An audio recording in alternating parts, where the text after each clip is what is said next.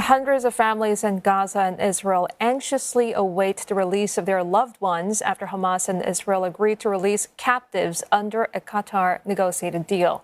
The agreement includes a 4-day ceasefire, though it's unclear when it'll come into effect. Many are hoping the brief truce will lead to extended peace in the besieged enclave following 7 weeks of bombardment.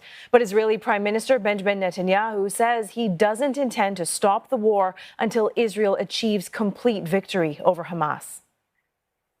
Well, for more, we are joined by Michael Barnett, a professor of international affairs and political science at George Washington University. Professor, first of all, I want to get your reaction to the news of that potential temporary truce. What are your thoughts on the terms and what would it mean for both parties? Well, the truce, as I understand it, is supposed to begin 10 a.m. tomorrow. Here it's still Thursday. It's Wednesday night, but it begins at 10 a.m. tomorrow. Once the truce begins, then the expectation is that on Friday there'll be the actual exchange of the hostages. The ratio right now is about 50 of the Israeli hostages in the hands of Hamas for the 150 Palestinian prisoners. The hostages who will be released are expected to be all women and children. Part of the truce is also supposed to bring a standstill so that there will be actually a ferrying back and forth along the main Gaza road that connects the north to the south. And the hope is that this is something to build on. But as Prime Minister Netanyahu said, the moment the 4 days is over, they're going to resume the war until the goals are met, which is the destruction of Hamas and the return of the remaining hostages. Some are saying this optimism that the ceasefire is bringing needs to be tempered, Professor, that this pause could be manipulated, used to reconstitute forces on both sides. How big of a concern is that?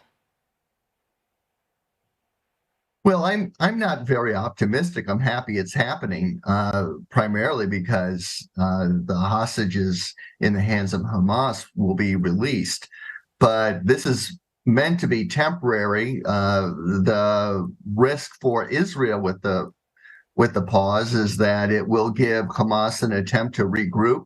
That passageway between north and south, the expectation is Hamas fighters will move back and forth and be able to actually ferry weapons and other material during the period as they begin the second stage of the war. So, and there's still this, I think, big unknown about whether the pause is going to bring any kind of humanitarian relief. There's been no discussion of this, yet one of the things we do know is that the 2 million plus Palestinians that are in Gaza are on starvation diets. They're without water. There's no fuel to run generators, or as we saw, the units in the hospital. So there's a lot to be desired. And so, again, while I think this is a breakthrough, it's very momentary.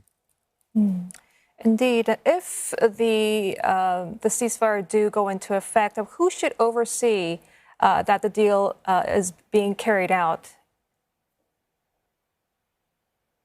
Well, this is, I don't think either side is going to trust the other. The oversight is likely to be one in which Egypt, the United States, and Qatar are all going to play a role in making sure that both sides stick to their words and their agreement.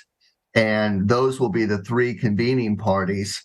There really aren't any enforcement mechanisms if one of the parties begins to break what it agreed to.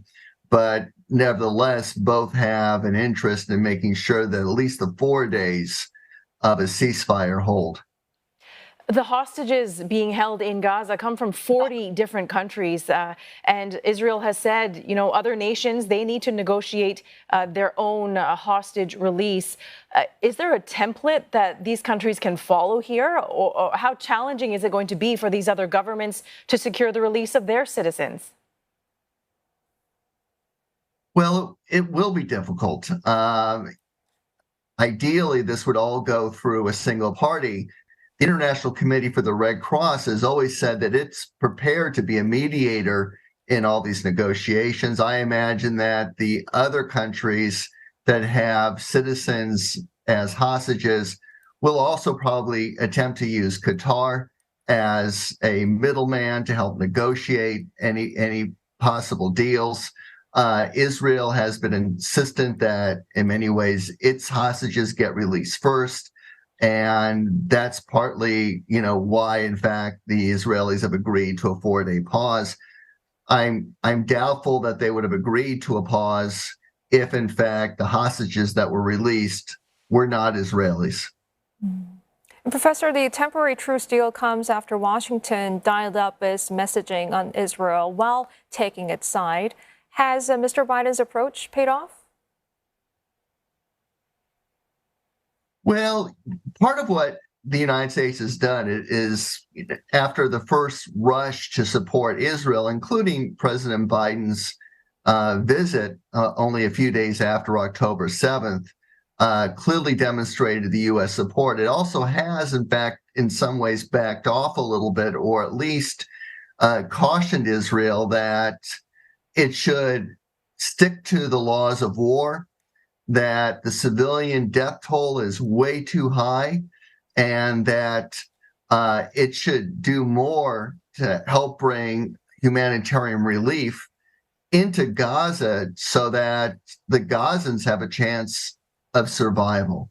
And in that way, what Biden is trying to do is actually what it is manage a tightrope between the support for Israel, which Israel needs to feel, and at the same time attempting to rein in so many of the Israeli military actions. Biden also thanking Qatar for their leadership in brokering this deal. Thank you very much, Professor. We'll leave it there. Michael Barnett, Professor of International Affairs and Political Science at George Washington University.